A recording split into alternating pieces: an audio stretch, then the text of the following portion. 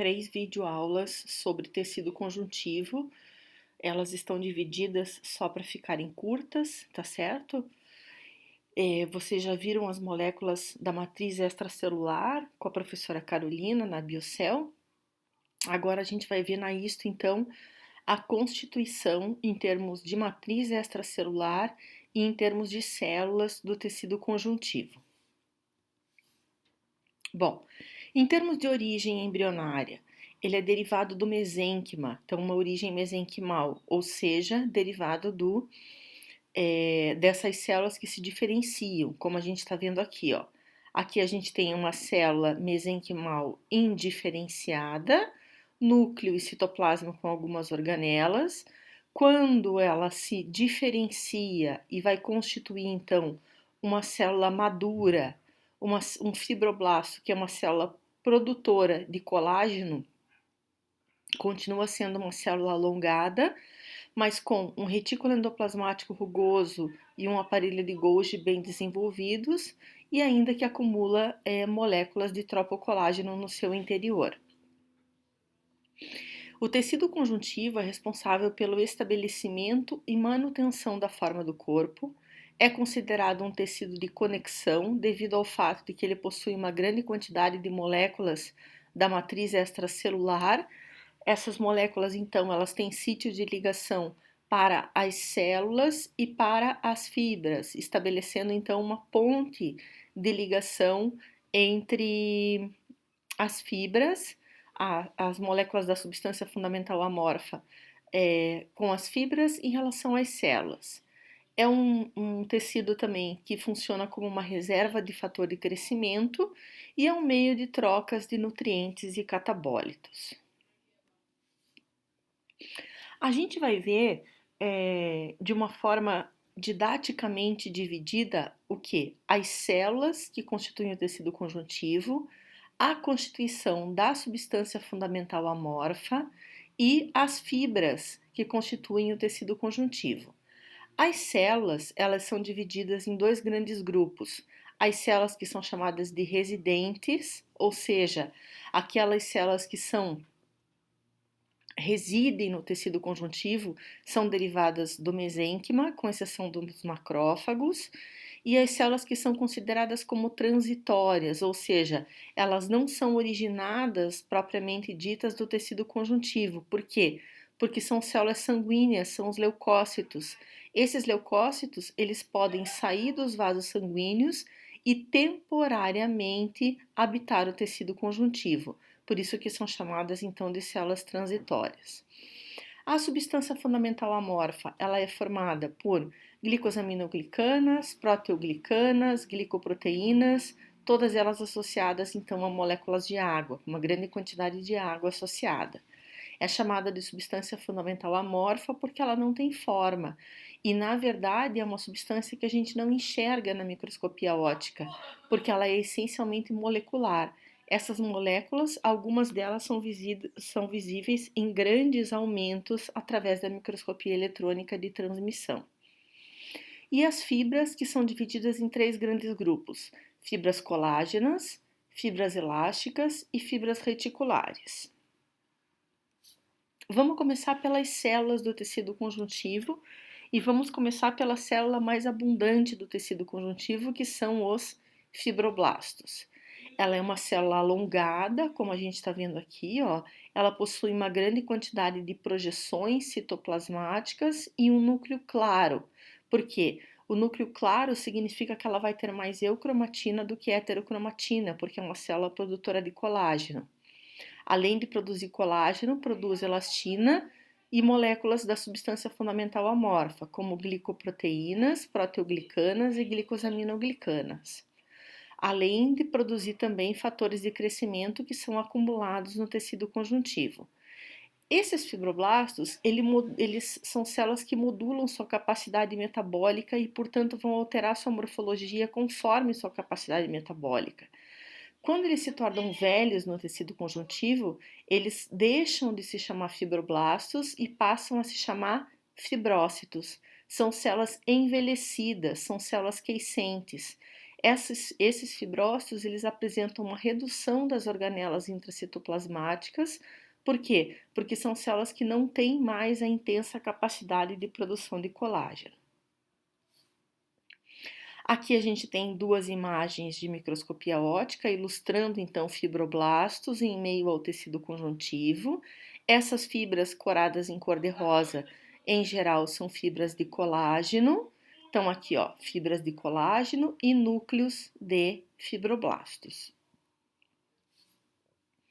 O segundo tipo celular residente do tecido conjuntivo são os macrófagos.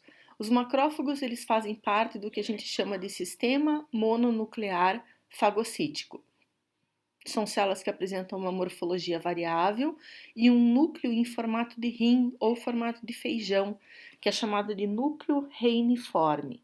Eles apresentam bem desenvolvidos tanto o retículo rugoso quanto o aparelho de Golgi e uma grande quantidade de lisossomos. Isso porque são células responsáveis por fazer a fagocitose de micro-organismos e substâncias estranhas ao organismo, possuindo, portanto, uma grande quantidade de protusões e reentrâncias, os pseudópodos, na sua superfície. Da onde eles são originados? Os macrófagos são originados inicialmente de precursores da medula óssea.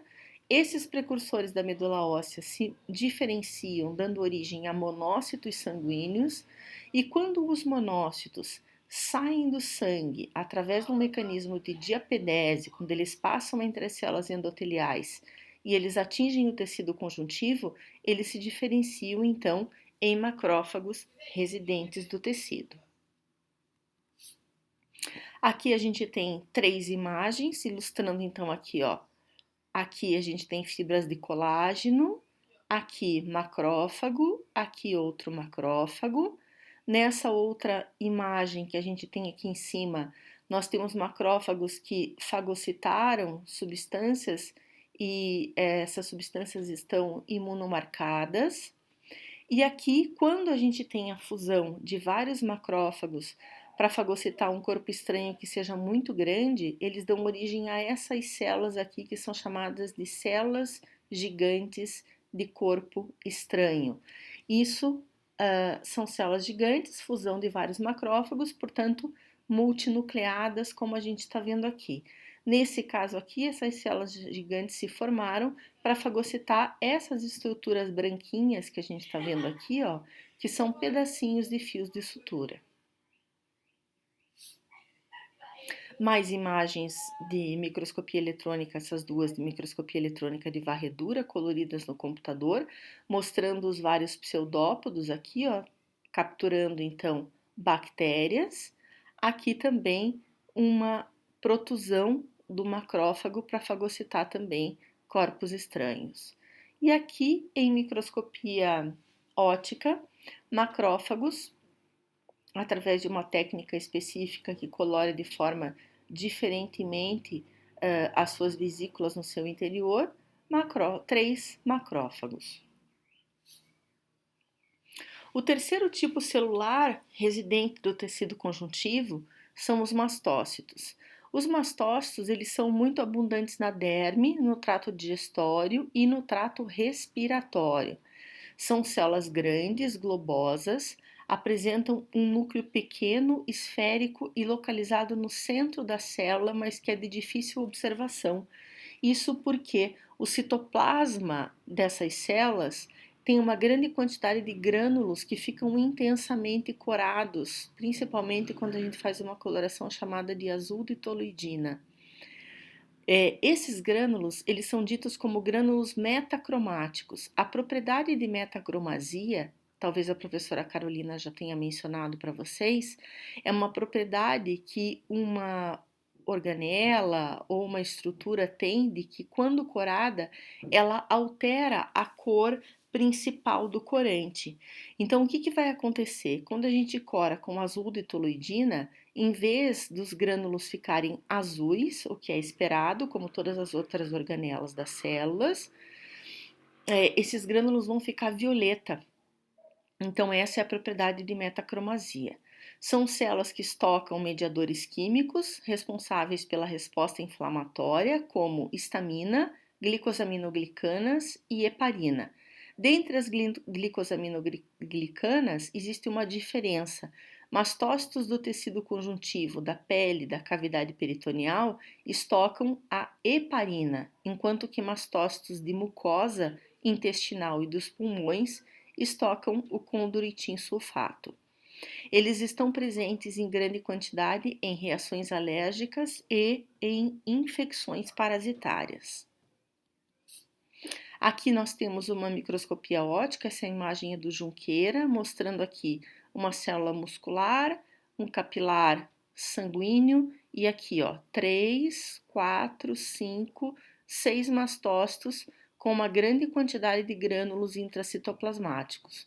Quando a gente visualiza esses grânulos na microscopia eletrônica, eles são altamente eletrondensos, como a gente está vendo aqui, tá?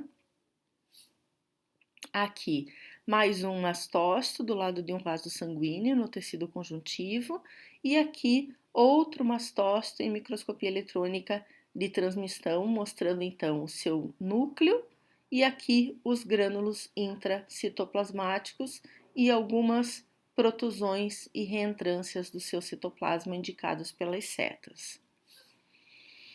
O que vai acontecer com esses mastócitos no caso de uma reação alérgica? Eles vão liberar o seu conteúdo granular, eles degranulam. Isso porque eles apresentam na sua superfície, na sua membrana plasmática, receptores para moléculas de imunoglobulina E. Esses receptores reconhecem antígenos e, uma vez sendo expostos pela segunda vez ao antígeno, eles vão ativar moléculas intracitoplasmáticas de adenilciclase. Essa adenilciclase, ela leva à fosforilação de várias proteínas, de um conjunto de proteínas, provoca o influxo de cálcio para o interior da célula e esse influxo de cálcio faz com que os grânulos que são membranosos se fundem com a membrana plasmática e liberam o conteúdo granular para o meio externo, levando então à degranulação. Ok, gente? Continuamos na próxima videoaula.